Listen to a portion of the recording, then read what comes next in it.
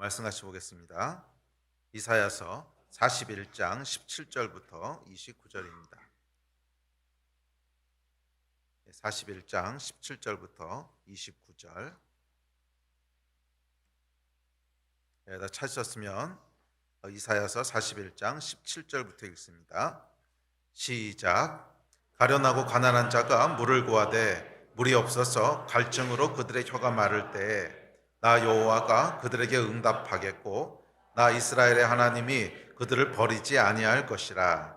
내가 헐벗은 산에 강을 내며 골짜기 가운데에 샘이 나게 하며 광야가 못이 되게 하며 마른 땅이 샘 근원이 되게 할 것이며 내가 광야에는 백향목과 시띠나무와 화석류와 들감람나무를 심고 사막에는 잣나무와 소나무와 황양목을 함께 두리니 우리가 보고 여호와의 손이 지으신 바요 이스라엘의 거룩한 이가 이것을 창조하신 바인 줄 알며 함께 헤아리며 깨달으리라. 나 여호와가 말하노니 너희 우상들은 소송하라. 야곱의 왕이 말하노니 너희는 확실한 증거를 보이라. 장차 당할 일을 우리에게 진술하라. 또 이전 일이 어떠한 것도 알게 하라. 우리가 마음에 두고 그 결말을 알아보리라. 혹 앞으로 올 일들을 듣게 하며 뒤에 올 일들을 알게 하라. 그리하면 너희가 신들인 줄 우리가 알리라.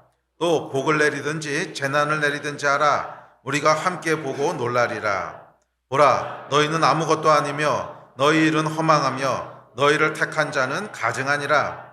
내가 한 사람을 일으켜 북방에서 오게 하며 내 이름을 부르는 자를 해돋는 곳에서 오게 하였나니 그가 이르러 고관들을 석회같이 토지장이가 진흙을 밟음같이 하리니 누가 처음부터 이 일을 알게 하여 우리가 알았느냐? 누가 이전부터 알게 하여 우리가 옳다고 말하게 하였느냐? 알게 하는 자도 없고 들려주는 자도 없고 너희 말을 듣는 자도 없도다. 내가 비로소 시온에게 너희는 이제 그들을 보라 하였노라. 내가 기쁜 소식을 전할 자를 예루살렘에 주리라. 내가 본즉 한 사람도 없으며 내가 물어도 그들 가운데 한 말도 대답할 좋은 자가 없도다. 보라, 그들은 다 헛되며 그들의 행사는 허무하며 그들이 부어 만든 우상들은 바라며 공허한 것뿐이니라. 아멘. 아멘. 2023년도에 저에게 주신 하나님의 말씀은 뉴 스타트, 새로운 출발이었습니다. 하나님께서 새로운 일들을 하실 것을 기대합니다. 이 새로운 일은 우리를 회복하시는 일이고 또 우리가 잃어버렸던 것들을 다시 복구하게 되는 일이고 또 우리가 생각하지 못했던 하나님의 은총들을 입게 되는 일입니다. 새 일이 여러분들 가운데 이루어지고 시작되기를 주의 이름으로 축복합니다. 자, 그런데 하나님께서 새 일을 행하신다고 하는 것은 그런데 특별한 이벤트는 아닙니다. 특별한 이벤트가 아니라고 하는 건 뭐냐면 새 일을 행하시는 것이 하나님의 속성이라는 거예요.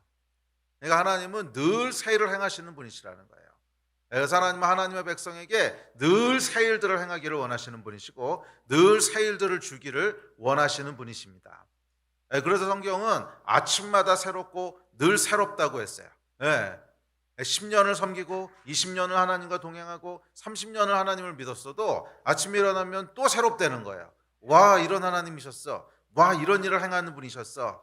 그러니까 새로운 일이라고 하는 것은, 새 일이라고 하는 것은 하나님의 내재적인 속성입니다. 늘 하나님께서는 새로운 일들을 행하시는 분이세요. 이전과 같게 일하시는 분이 아니세요. 그래서 여러분, 이전 일은 기억지도 말라고 하셨어요. 그것이 좋은 일이든 아니면 상처되는 일이든 이전 것은 잊어버리십시오. 이전 일에 매여 있으면 어떤 일이 생기냐면 하나님이 늘 새 일을 행하시는 하나님의 일들을 따라가지 못하게 됩니다. 늘 새로운 일을 행하시려고 하는데 우리는 예전 것에 그냥 매여 있는 거예요. 뭐 좋은 일도 마찬가지입니다. 과거에 하나님이 이렇게 했더니 이렇게 역사하셨어. 과거에 하나님이 이런 은혜를 주셨어. 그것을 계속 붙잡고 있으면 그냥 그 이상 앞으로 나가지 못해요. 그런데 하나님께서는 그 정도의 일이 아니라 또 새로운 일을, 이전과는 또 다른 일을 계속 행하시는 분이십니다. 그래서 이전 일은 기억지도 말라고 하셨어요. 아멘. 새 일을 기대하시고 새 일을 경험하신 여러분 되시기를 바랍니다. 그게 하나님의 속성이기 때문에 그렇습니다. 이 새 일을 행하신 하나님의 역량은 영원보다도 크십니다. 그러니까 영원히 새 일을 행하셔도 여전히 새 일을 행하실 수 있으신 분, 그분이 우리 하나님이시라는 거예요. 그래서 만약에 이 속성이 없다면 천국은 아주 곤란한 곳이 되어버릴 겁니다. 영원한 시간을 우리가 그곳에서 보내야 되는데 얼마나 지루하겠어요. 그 영원한 시간을 어떻게 버티겠어요. 만약 하나님께서 새 일을 행하신 하나님의 속성이 영원보다도 더 크시지 않다면, 그렇다면 천국은 아주 곤란한 것이 되어버리겠죠.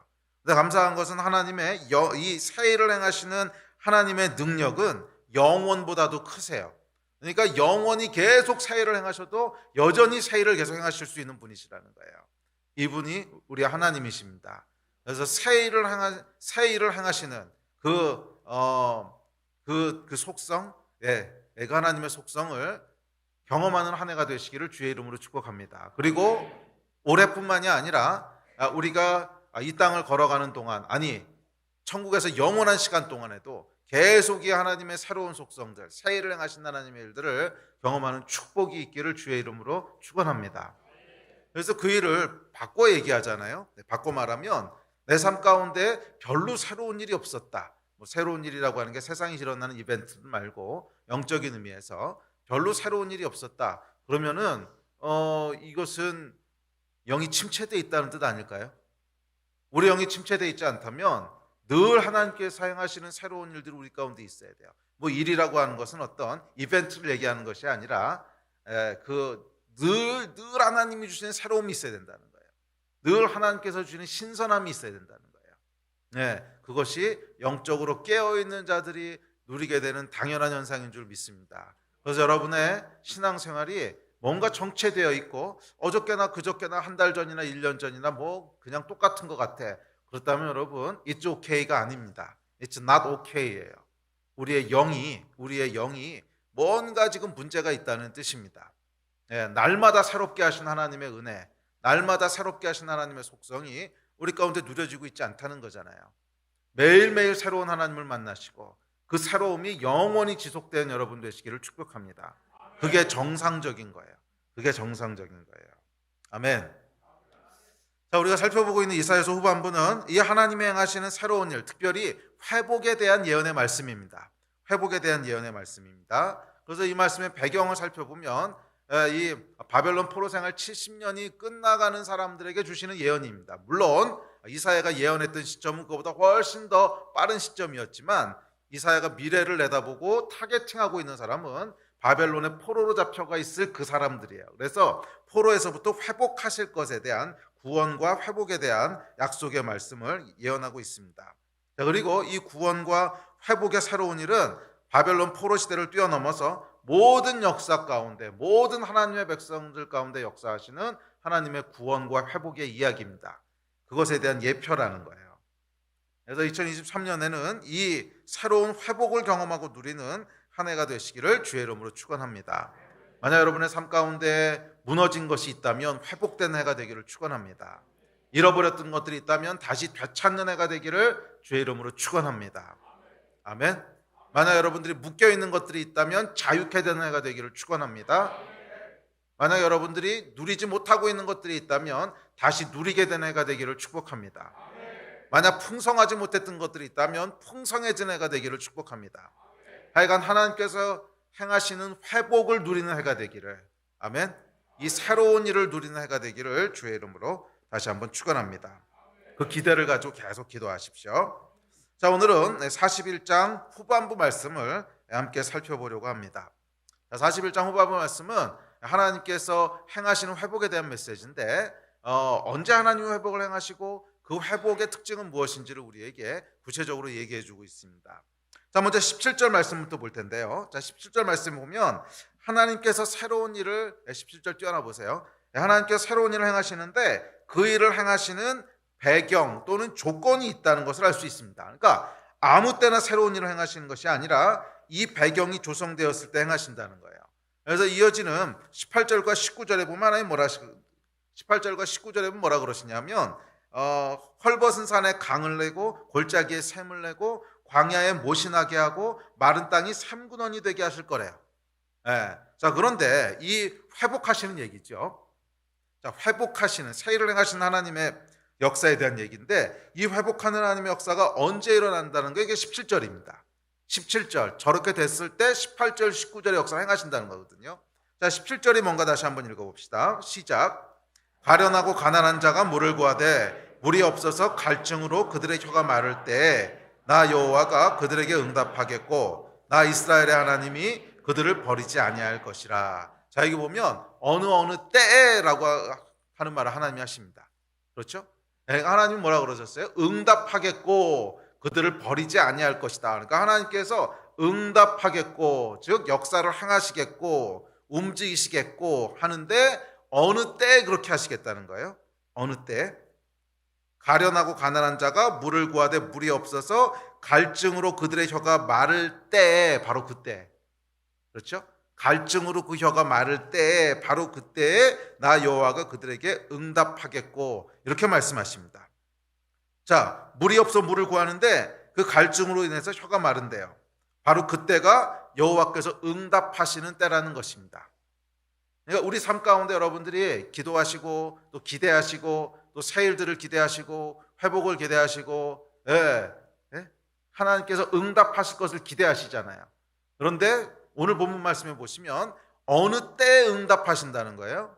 어느 때? 갈증으로 그들의 혀가 마를 때에 응답하신다는 거예요.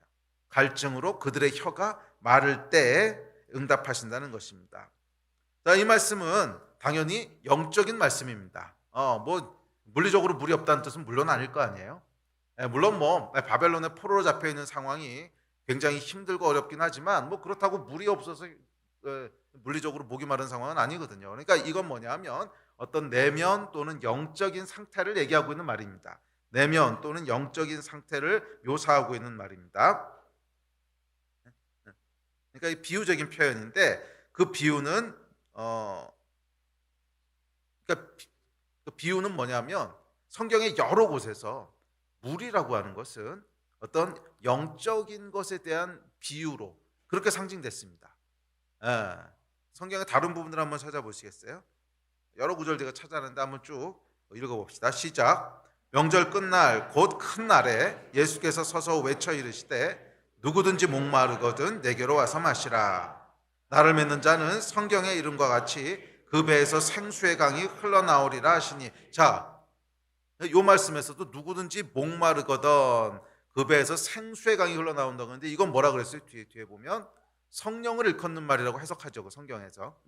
그러니까 이 물은 뭐에 대한 비유예요? 우리 안에 성령의 충만함이 있는 것에 대한 비유가 물이에요. 그러니까 반대로 목이 마르다고 하는 건 뭐예요? 성령의 역사를 누리고 있지 못한 상태, 뭔가 하나님의 역사를 누리고 있지 못한 상태, 그 상태가 지금 목이 마른 상태고 갈증이 있는 상태인 거죠. 또 다음 구절도 마찬가지입니다. 시작. 예수께서 대답하여 이르시되 이 물을 마시는 자마다 다시 목마르려니와 내가 주는 물을 마시는 자는 영원히 목마르지 아니하리니 내가 주는 물은 그 속에서 영생하도록 솟아나는 샘물이 되리라. 그러니까 이것도 마찬가지죠. 예수께서 주실 축복, 영적인 축복, 우리 안에 거하시는 성령님, 하나님, 그 얘기를 지금 하고 있는 거죠. 그게 있을 때 우리 안에 계속 생수가 솟아나는, 그게 없는 상태가 뭐라는 거예요? 갈급한 상태라는 거죠. 또 다음 구절 시작. 의에 줄이고 목마른 자는 복이 있나니 그들이 배부를 것이며. 또 다음 구절 시작. 또 내가 말씀하시되 이루었도다. 나는 알파와 오메가요 처음과 마지막이라. 내가 생명수 샘물을 목마른 자에게 값없이 주리니. 신랑과 신부가 말씀하시기를 오라 하시는도다. 듣는 자도 오라 할 것이요 목마른 자도 올 것이요 또 원하는 자는 값없이 생명수를 받으라 하시더라. 아멘. 자, 그러니까 이 비유들에서 다 똑같은 비유를 쓰고 있죠. 물 또는 물이 없는 상태. 자, 그것이 무엇에 대한 비유입니까? 물이 없는 상태라고 하는 것은 하나님의 임재를 충분히 누리고 있지 못한 상태. 그게 죄 때문에 그랬던 아니면 다른 이유 때문에 그랬던 하여간 어찌 되었든지 간에 하나님의 충만한 임재, 그것을 누리고 있지 못한 상태를 목마름 또는 갈증이라고 이야기하고 있습니다. 이유는 여러 가지가 있을 수 있어요. 죄 때문에 그럴 수도 있고 몰라서 그럴 수도 있고 아니면 정말 의인이지만 하나님께서는 특별한 목적을 위해서 그런 임재들을 잠깐 보류하실 수도 있고 욥 같은 경우 그랬잖아요. 자, 그렇듯이 이유는 여러 가지가 있을 수 있지만 하여간 하나님의 충만한 임재, 그 영적인 생명을 누리고 있지 못한 상태, 그걸 뭐라 그러는 거예요? 갈증 또는 목마름이라고 얘기합니다. 자, 그래서 오늘 이사야서 41장 17절에서 얘기하는 가련하고 가난한 자가 물을 구하되 물이 없어서 갈증으로 그들의 혀가 마를 때라고 하는 것은 하나님의 충만한 임재를 누리고 있지 못한 그런 영적인 상태를 표현하는 말입니다. 그렇죠? 표현하는 말이에요. 자, 그리고 이것이 헐벗은 산, 메마른 광야라는 비참한 바벨론 포로 현실을 이야기하게 된 근본적인 이유이기도 합니다. 충만한 하나님의 임재를 누리지 못함으로 말미암아 실질적인 삶의 고난과 어려움들을 겪게 됐다는 거죠. 물론 모든 고난과 어려움이 뭐 이런 것에서 오는 건 아닙니다. 의인이 받는 고난도 있으니까. 그렇지만 우리가 충만한 하나님의 임재를 누리고 있지 못하면 이런 헐벗은 인생이 되는 건 사실이에요. 우리가 충만한 하나님의 임재를 누리지 못하면 헐벗고 메마른 인생이 되는 것은 사실입니다. 그래서 그 결과 이들이 바벨론 포로라고 하는 헐벗은 산, 메마른 광야의 시간을 보내게 됩니다. 자, 물이 없으니 산이 헐벗고 물이 없으니까 광야가 된 거잖아요. 왜 산에 나무가 없고 왜 광야에 아무런 풀이 없겠어요? 물이 없으니까 그런 거죠. 물이 없으니까. 자, 어찌되었던 하나님이 언제 응답하신다고요? 갈급한 때 응답하십니다. 갈급할 때. 영적인 갈망이 있을 때 응답하십니다. 주님, 내가 목마릅니다. 내가 갈급합니다. 나는 하나님이 필요합니다. 하나님 도와주십시오. 이 갈망이 있을 때 그때 하나님이 응답하신다는 거예요. 그래서 예수께서 뭐라고 그러셨어요? 누구든지 목마르거든 내게로 와서 마시라. 누구든지 목마르거든. 그러니까 누구든지 예수께 와서 그 생수를 마실 수 있는데 조건이 있습니다. 목마르거든. 사실 이건 조건이랄 것도 없는데 목이 안 마르면 갈 리가 없잖아요. 목이 안 마르면 갈 리가 없잖아요. 여러분, 영적인 갈망은 새 일을 행하시는 배경이 됩니다. 아주 상식적으로 생각해 보세요. 아무런 영적인 갈망이 없어요. 아무런 하나님에 대한 갈증도 없어요. 그냥 세상 사는 게 만족스럽고 모든 게 배부르고 모든 게 행복해요. 그런데 하나님의 새 일이 일어나겠습니까? 새 일을 간구하긴 하겠습니까? 당연히 하나님의 새 일이 일어날 리가 없죠. 당연히 일어날 리가 없습니다. 새 일은 언제 일어나냐 하면 그 일을 갈망하는 사람에게 일어나는 거죠. 하나님의 응답과 역사는 누구에게 일어납니까? 갈망하는 사람에게 일어나는 거죠.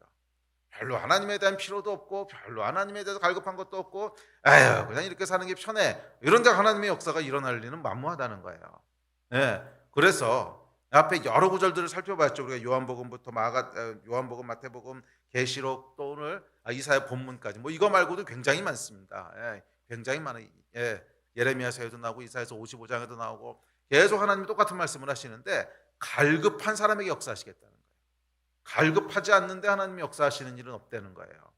그러면 여러분, 하나님의 새로운 일을 경험하기 원하신다면 하나님을 향해 갈급함을 가지시기를 바랍니다. 그리고 이 갈급함은 사실 어디서부터 오냐면 내 인생이 헐벗었다는 것을 보는 데서부터 와요. 아이고, 둘러보니까 아무것도 없는 거야. 내 인생이 헐벗은 산이에요. 메마른 광야예요. 이거를 딱 직시하기 시작할 때 갈급함이 나오는 거예요. 하나님, 물이 없습니다. 물이 없습니다. 내 인생이 헐벗은 산입니다. 메마른 광야입니다. 주여 도와주십시오. 여기서부터 오는 거예요. 아멘. 그러면 여러분 안에 이런 영적인 갈망이 만약 없는 것처럼 느껴진다면 오늘 무엇을 기도하셔야 되냐면 성령께서 여러분 안에 내 인생의 현실을 볼 수 있게 해달라고 기도하셔야 돼요. 이 조명하심부터 시작하는 거예요. 지금 내 인생의 현실을 보게 하여 주십시오. 내가 이 눈이 지금 가려 있는 거거든요. 이 가려 있는 눈을 여셔서 내 가려진 눈을 여셔서 내 인생의 현실을 보게 하여 주십시오. 거기서부터 갈망이 나오는 거죠. 갈증이 나오는 거죠. 이 기도부터 시작하신 여러분 되시기를 바랍니다. 하여간 아무런 갈망이 없는데 하나님의 역사가 일어나지는 않아요. 갈망이 모든 일의 시작입니다.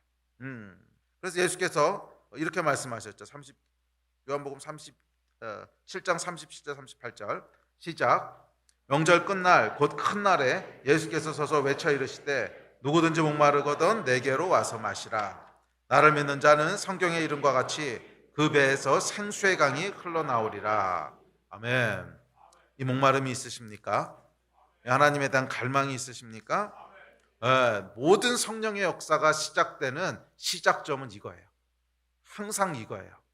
제가 옛날에 영적 세계의 원리 강의할 때도 얘기했지만 영의 본질은 뭐예요? 갈망이에요. 영의 가장 본질은 갈망이에요. 갈망. 그래서 그 영이 임했을 때 우리 안에 갈망을 일으키기도 하지만 갈망이 있을 때 그 영이 역사하기도 해요. 돈에 대한 갈망이 정말 차고 넘치면 돈의 영이 여러분 안에 역사하기 시작하는 것이고, 하나님에 대한 갈망이 차고 넘치면 성령께서 여러분 안에 역사하시는 거예요. 네, 갈망에서부터 시작합니다. 모든 하나님의 역사, 모든 성령의 역사는 갈망에서 시작합니다. 아멘. 오늘 이 밤이 이 갈망의 은혜가 부어지는 밤이 되기를 축복합니다. 성령께서 저와 여러분 안에 영원을 향한, 예수 그리스도를 향한, 성령님을 향한, 그리고 하나님을 향한 갈망을 부으시기를 예수의 이름으로 간절히 축원합니다. 아멘. 자, 이어지는 18절과 19절입니다. 시작.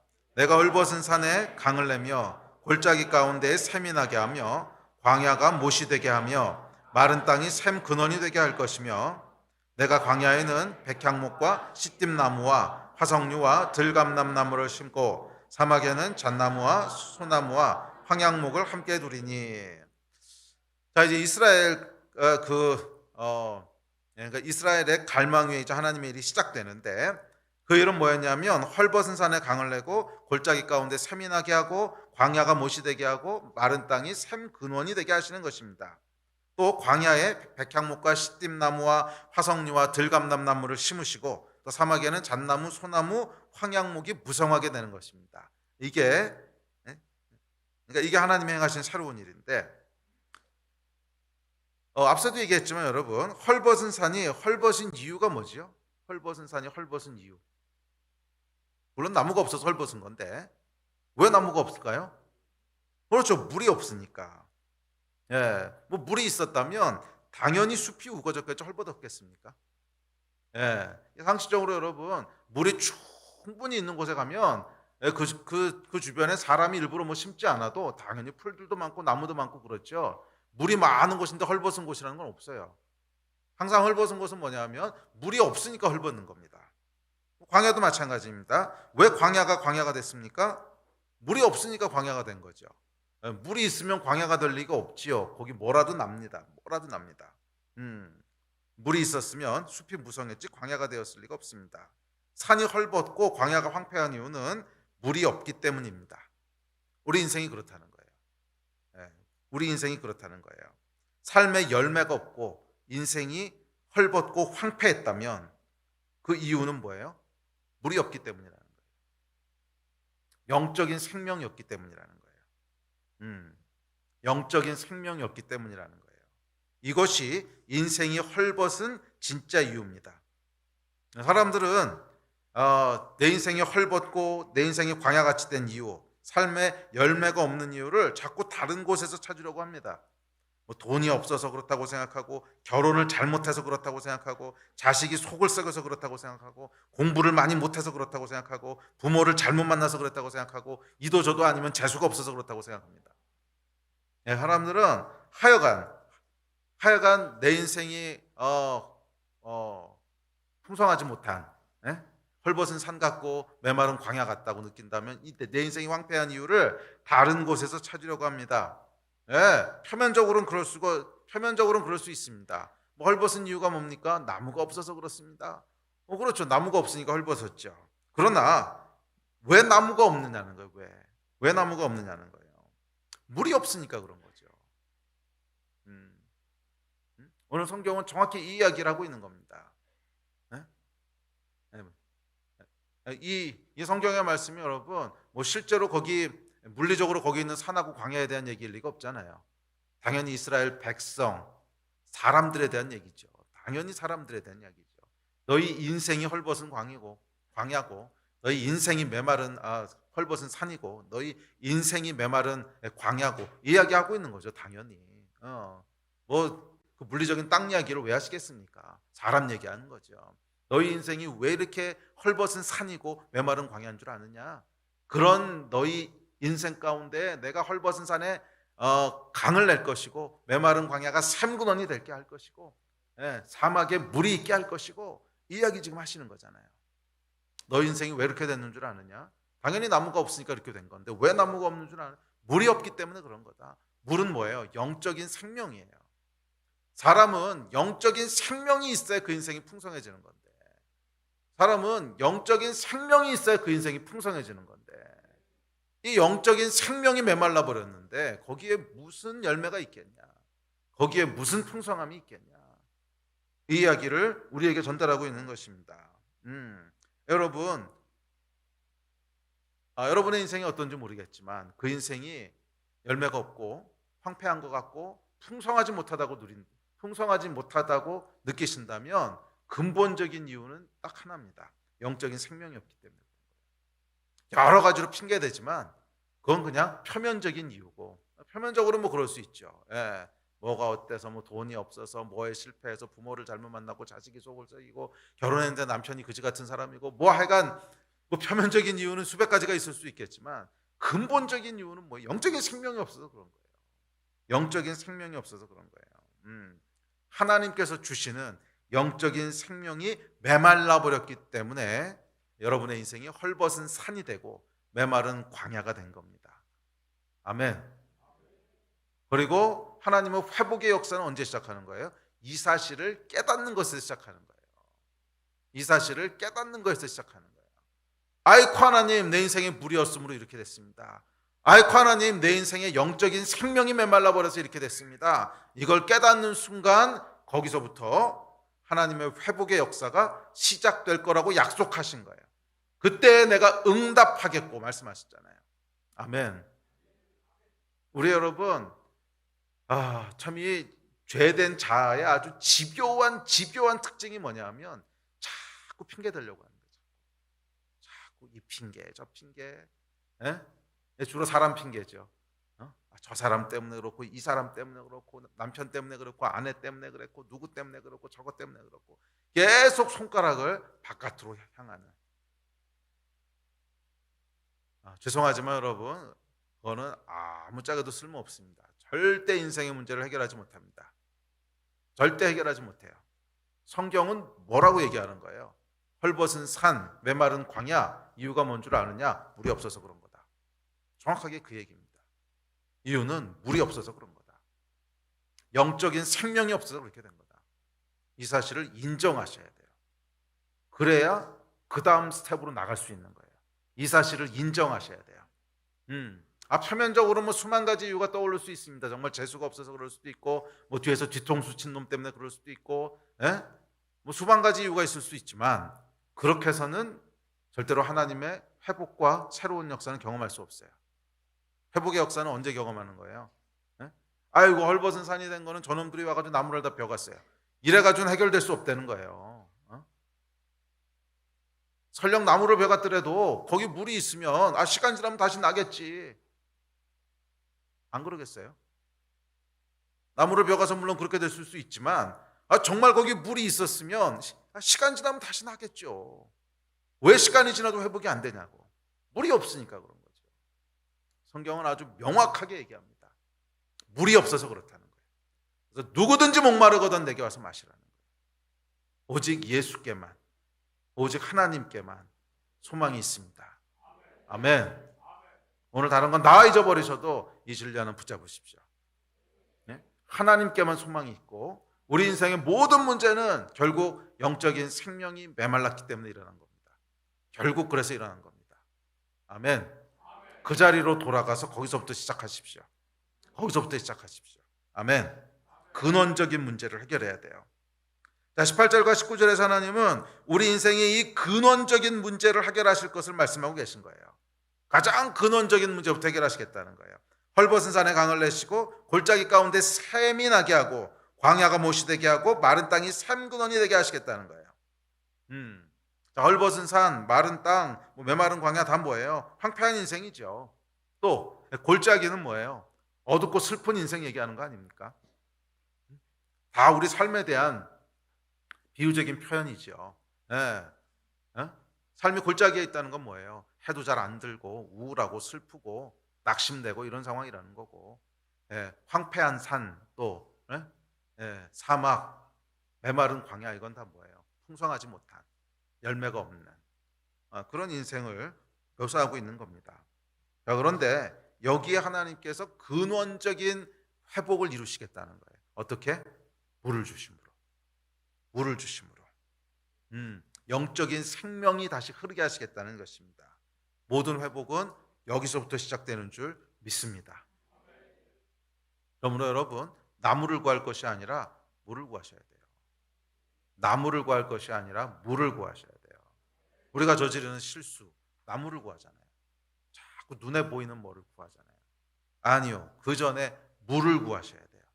내 안에 예수께서 말씀하셨던, 성경에서 수도 없이 얘기하고 있는 그 배에서 생수가 흘러나게 하리라, 생수가 넘쳐나게 하리라. 이게 먼저 회복돼야 나무를 심어도 나무가 살 것이고, 나무가 잘려도 다시 살아날 텐데, 물이 없어서 바짝 메말라 있는데 나무 구해봐야 뭐합니까? 거기에 나무 심어봐야 어차피 조금 있으면 다 시들어서 없어질 텐데. 많은 사람들이 여러분 18절 이전에 19절을 먼저 원해요. 백향목과 시띠나무와 화석류와 들감남나무, 온갖 종류와 나무의 숲이 울창한 그런 축복을 먼저 원합니다. 이게 뭐예요? 가시적인 하나님의 축복을 원하는 거죠. 지금 내 인생이 황폐한, 눈에 보이는 이유, 나무가 없어요. 누가 다 잘라갔는지 죽었는지 하여간 나무가 안 보여요. 그러니까 가시적인 응답을 구합니다. 나무를 돌아오게 해주십시오. 예, 나무가 다시 있게 해주십시오. 백향목과 시띠나무를 원합니다. 재정의 회복을 원하고, 행복한 가정을 원하고, 자녀들이 돌아오기를 원하고, 관계가 회복되기를 원하고, 사람들이 다 부러워할 만한 풍성한 인생이 되기를 원합니다. 백향목과 시띠나무를 원하는 거죠. 백향목과 시띠나무를 원하는 거예요. 그런데 여러분, 이 나무 심어봐야 뭐합니까? 어차피 조금 있으면 또 죽는데. 아주 좋은 백향목, 시띠나무 저기서 떠와가지고 옮겨 심어봐야 뭐해요? 물이 없는데. 어차피 조금 있으면 삐쩍 말라서 죽을 텐데. 씨앗을 뿌려봐야 뭐예요? 어차피 자라지도 않을 텐데. 물이 없으면 다시 헐벗은 산, 메마른 광야가 되어버리는 것은 시간 문제입니다. 나무가 자랄 수 있는 토양이 먼저 되어야죠. 뭐요? 물. 우리 인생 가운데 물이 있어야 된다는 거예요. 물이 없는데 나무를 심었다고 풍성해질 리는 없습니다. 영적인 회복이 먼저 일어나야 됩니다. 영적인 생명이 먼저 돌아와야 됩니다. 그러면 여러분, 나무를 구하기 이전에 물을 구하셔야 돼요. 나무를 구하기 이전에 물을 구하셔야 돼요. 이 밤이 여러분, 나무를 구하는 것에서부터 더 깊게 들어가셔서 물을 구하는 밤이 되시기를 축복합니다. 물론 우리 삶에 구체적인 필요들이 있습니다. 그것도 구하라고 하셨어요. 구체적인 필요들이 있습니다. 재정의 필요도 있고, 정말 속썩이는 남편, 속썩이는 아내, 자녀들 문제, 회사 문제, 건강 문제, 맞아요. 우리 삶 가운데 백향목과 시띠나무가 필요해요. 그런데 그 이전에 뭐를 구하라는 거예요? 영적인 생명을 먼저 구하라는 거예요. 그래야 그 나무들이 살아날 수 있다는 거예요. 그래야 그 나무들이 살아날 수 있다는 것입니다. 그렇지 않으면 그때뿐이에요. 비록 잠깐은 응답받는 것처럼 보여도 또 그 문제 생길 거예요. 또 생기고 또 생기고 계속 헐벗을 겁니다. 왜? 물이 없으니까. 영적인 생명을 구하는 밤이 되시기를 주의 이름으로 축원합니다. 자, 이어지는 20절입니다. 시작. 우리가 보고 여호와의 손이 지으신 바요, 이스라엘의 거룩한 이가 이것을 창조하신 바인 줄 알며 함께 헤아리며 깨달으니라. 예. 그래서 이렇게 하나님께서 회복의 일들을 행하시면 우리가 보고 알게 된다는 거예요. 여러분에게 행하신 일로 인하여 하나님의 이름이 널리 알려지게 될 것이고, 여러분에게 행하신 회복의 역사로 인하여 하나님의 이름이 영광을 받게 될 줄 믿습니다. 무리가 보고 알게 된다는 거예요. 무리가 보고 알게 된다는 거예요. 그래서 여러분, 하나님 행하시는 일의 또 하나의 특징인데, 어디 구석에서 몰래 행하시는 게 아니라는 거예요. 뭔가 하나님께서 우리 인생 가운데 회복의 역사를 행하시면 모든 사람들이 알게 될 것이고 그 일을 통해서 하나님이 영광을 받게 될 것입니다. 이 일이 일어나는 그런 큰 은혜가 있기를 주의 이름으로 축원합니다. 이어지는 21절부터 마지막 절까지는 이제 우상에 대한 하나님의 소송입니다. 우상에 대한 하나님의 소송. 자, 여기서 이제 21절 먼저 같이 읽어보죠. 시작. 나 여호와가 말하노라 너희 우상들은 소송하라. 야곱의 왕이 말하노니 너희는 확실한 증거를 보이라. 그래서 하나님께서 이제 우상에게 소송을 거십니다. 이 41장에 보면 이제 소송 거는 장면이 두 개 나오는데 하나는 야곱아 이러면서 소송을 거시고 그 다음에 이 우상에게 소송을 거시죠. 자, 우상에게 소송을 거시는데 여기서 우상은 굉장히 포괄적인 의미로 사용된 겁니다. 물론 이 고대 시대에는 다른 신 이라고 하는 그 종교로 우상이 한정된 듯이 보이지만 사실은 꼭 종교에만 한정된 것이 아니에요. 우상의 본질은 뭡니까? 하나님 이외에 내가 뭔가 해보려고 하는 것이 다 우상이죠. 하나님 이외에 내가 의지하고 하나님 이외에 뭔가 해보고 싶은 것을 다 우상이라고 부르는 거예요. 근데 고대 시대에는 그게 그냥 신들의 모습으로 나타났으니까 신이라고 표현된 거지. 현대 시대에는 수많은 모습의 우상들이 있을 겁니다. 자기 힘을 의지하는 것도 우상이고 돈을 의지하는 것도 우상이고 하여간 하나님 이외에 의지하는 모든 것들을 우상이라고 합니다. 그런데 왜 여기서 하나님께서 우상에게 소송을 거셨을까요? 여러분 이들의 상황을 생각해 보세요. 바벨론 포로로 잡혀가 있습니다. 뭔가 벗어나야 될 거 아니에요. 벗어나고 싶을 거 아니에요. 고통스럽잖아요. 그러니까 사람이 말이에요. 뭔가 어려움에 처하게 되고 뭔가 삶의 위기를 겪게 되면 벗어날 방법들을 찾는다는 거예요. 벗어날 방법들을 찾아서 이것도 해보고 저것도 해보고 이것도 해보고 이런다는 거죠. 거기에 대해서 하나님께 소송을 거시는 거예요. 네가 그런다고 해결될 수 있는 것 같냐? 그런다고 해결될 수 있는 것 같냐? 그래서 우상에게 소송을 거십니다. 그러니까 이 바벨론 포로되었던 백성들이 이 상황을 타개하고 싶어서 섬기는 우상인 거예요. 그러니까 그냥 우상이 아니라 이 상황을 벗어나고 싶어서 지금 섬기고 있는 우상들이라는 거예요. 그 우상들에게 소송을 거시는 거예요. 그런다고 그 우상이 너에게 뭐 해줄 수 있을 것 같아? 이 얘기를 지금 하시는 겁니다. 우리도 마찬가지입니다, 여러분. 삶이 내 인생이 헐벗은 산 같고 메마른 광야 같다고 느껴지면 거기서 벗어날 방법을 찾지요. 열심히 나무 사다가 심기도 하고 사람을 불러다가 거기에 뭐 조경을 하기도 하고 하여간 뭔가 시도한다는 거예요. 이게 우상이라는 겁니다. 자, 그런데 하나님께서 지금 그 우상들에게 소송을 거시는 거예요. 자, 이 소송을 통해서 우리는 하나님이 행하신 일의 특징이 무엇인지를 명확하게 알게 됩니다. 그러니까 우상에게 네가 이런 걸 할 수 있느냐, 네가 저런 걸 할 수 있느냐 이렇게 물어보시는데 그 얘기를 바꿔 얘기하면 하나님은 그렇게 하신다는 거죠. 우상은 못하고 하나님이 하시는 일이 뭔지를 우리에게 명확하게 보여주고 계십니다. 그래서 소송이란 표현을 통해서 하나님이 하시는 일이 무엇인지를 우리에게 명확하게 보여주고 계십니다. 자, 뭐라고 말씀하시냐면 우상에게 너희는 확실한 증거를 보이라.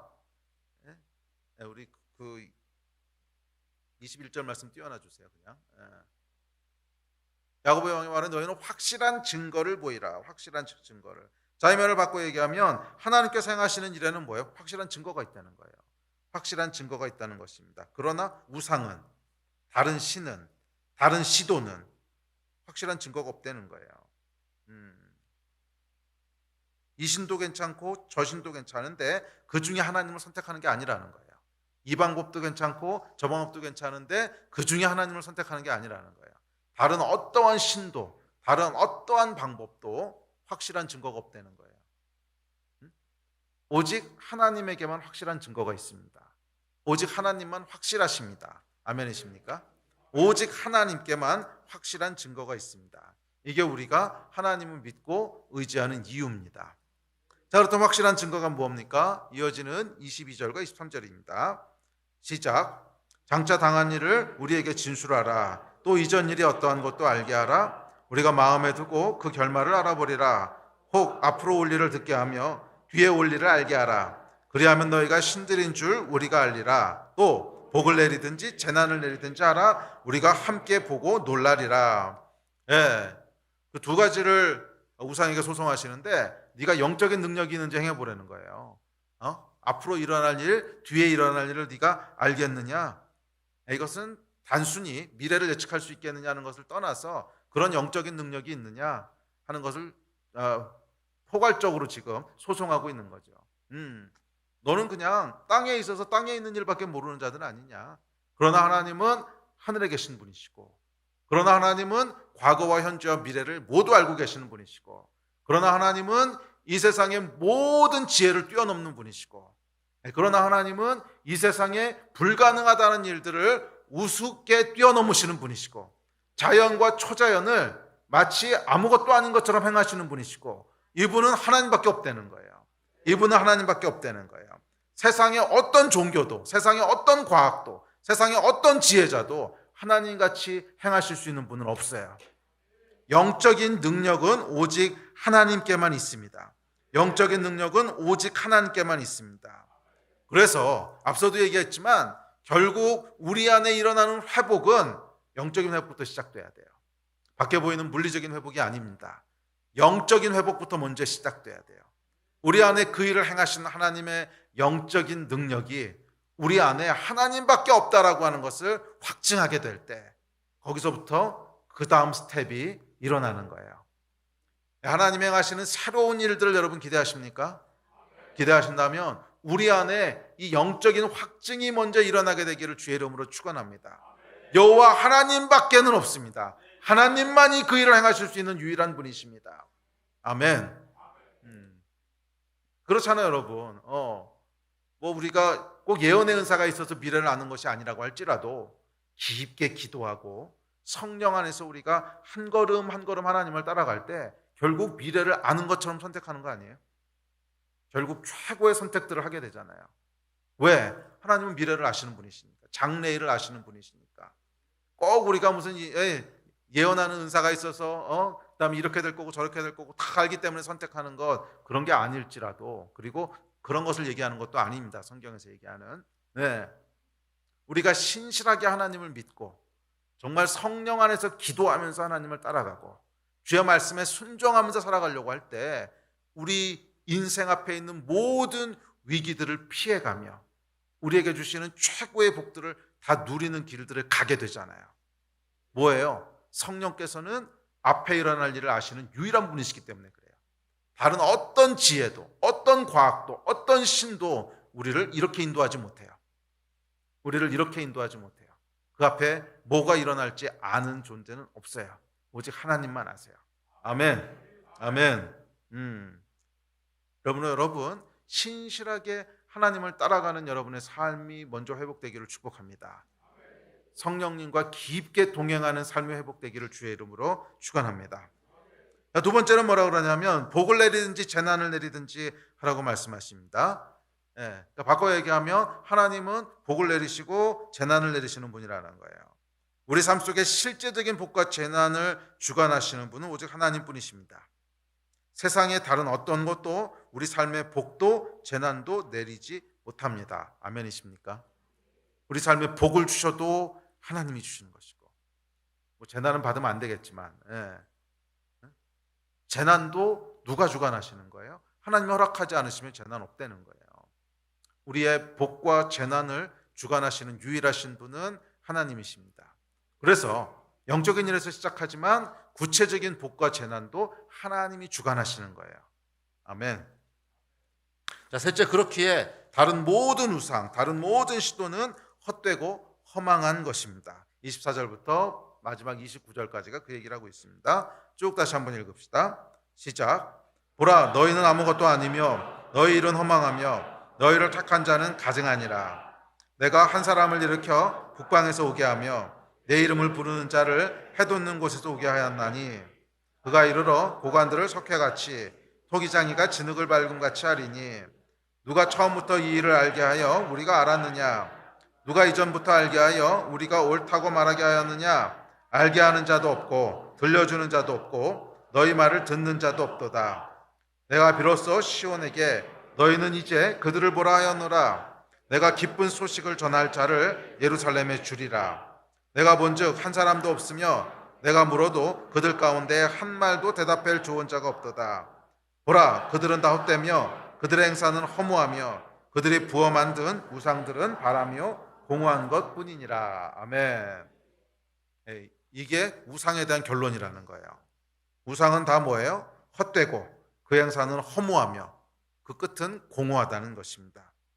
오직 하나님이 일으키실 한 사람, 이 한 사람이라는 것은 1차적으로는 고레스 왕을 지칭하는 것이고요. 고라스 왕이 나와서 70년 포로 생활을 끝나고 돌아가게 하죠. 그리고 더 나아가서는 당연히 예수 그리스도에 대한 예표입니다. 하나님께서 예수 그리스도를 세우셔서 기쁜 소식을 전할 자를 세우셔서 그를 통해서 일하시는데, 이것 외에는, 이 길 외에는 다른 모든 우상은, 다른 모든 시도는, 다른 모든 방법은 다 헛되고 허무하고 공허하다는 것입니다. 그러므로 어떻게 하라는 거예요? 하나님을 의지하라는 거예요. 하나님만 의지하라는 거예요. 이것이 오늘 이사야서의 결론입니다. 아멘. 우리 예배팀 앞으로 나오십시오. 오직 하나님만 의지하라는 것이에요. 다른 어떤 것도 의지하지 말라는 거예요. 그것은 다 헛되고 허무하고 공허한 것인 줄 믿습니다. 아멘.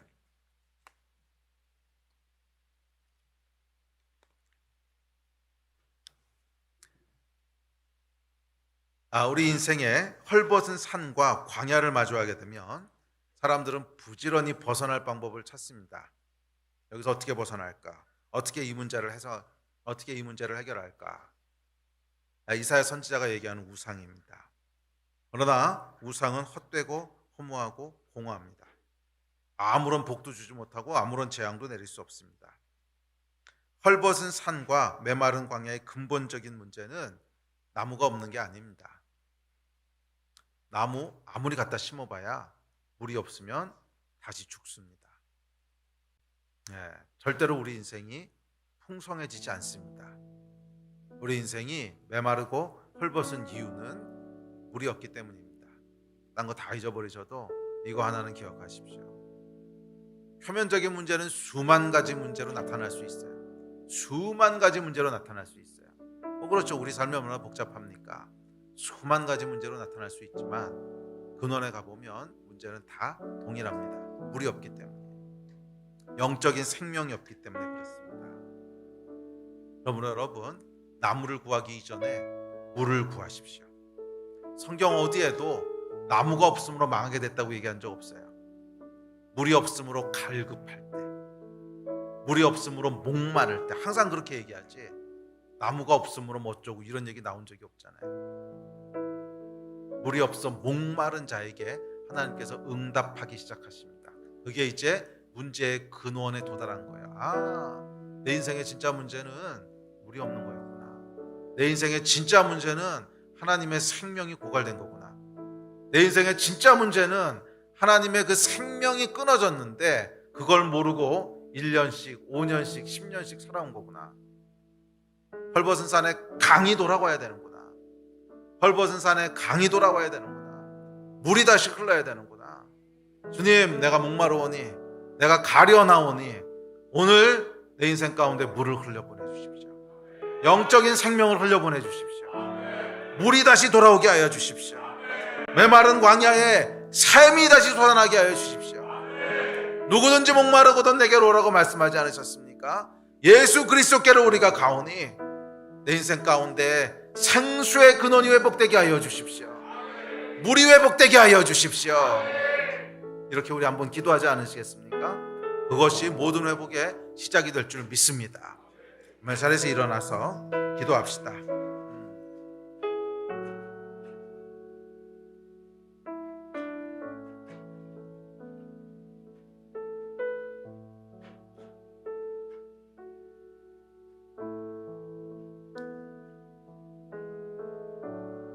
시간이 걸릴 수는 있습니다. 오늘 17절, 18절, 19절에 보면 나무를 심는다 그럽니다. 나무를 심으면 여러분, 이게 무성해질 때까지는 꽤 오랜 시간이 걸리겠죠. 그렇지만 분명한 것은 물이 있으면요, 시간 문제지 결국은 나요. 결국은 무성해집니다. 그러나 물이 없으면 크고 화려한 나무를 옮겨다 심어도 좀 있으면 다시 헐벗게 돼요. 물을 구하십시오. 영적인 생명을 구하십시오. 그러면 시간은 걸릴지 모르지만 나무가 한 그루 한 그루 자라게 될 겁니다. 그리고 언젠가 여러분들은 풍성한 숲에서 풍성한 하나님의 은혜와 은총을 감사하게 될 겁니다. 아멘. 우리 함께 좀 기도합시다. 우리 기도하실 때 이 말씀 그대로 기도합시다. 가련하고 가난한 자가 물을 구하되 물이 없어서 갈증으로 혀가 마를 때에 나 여호와가 그들에게 응답하겠다고 하나님 약속하셨습니다. 오늘 우리 삶 가운데 영적인 생명을 회복시켜 주십시오.